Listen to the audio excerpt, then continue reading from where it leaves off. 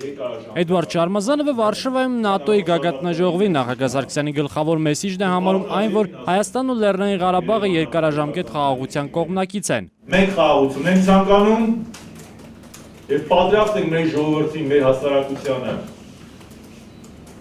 խաղաղություն քարոզել, մեզ իջամար երկու, որևէ մեկը չի կարող մերժել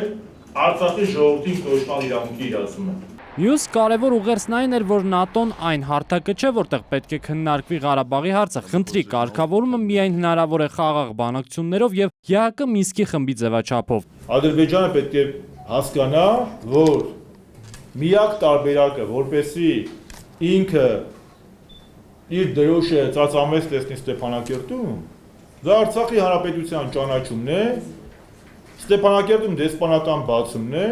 եւ իր դեսպանատան գլխին թողի դրոշը ծածանի։ Բացի այդ, Էդուարդ Շարմազանովը ուշադրություն է դարձրել ելույթի եւս մեկ նրբության վրա՝ ապրիլյան պատերազմից հետո Վիեննա եւ Սանկտ Պետերբուրգի պայմանավորվածությունները պետք է իրականացվեն, ներդրվեն հետաքննության մեխանիզմներ ու ընդլայնվի Մինսկի խմբի դիտորդական առաքելությունը, մինչդեռ Ադրբեջանը հիմա փորձում է հետ կանգնել պայմանավորվածություններից։ Զորապ Հարոյան, Նարեկ Գալստյան, ժամը լրատվական։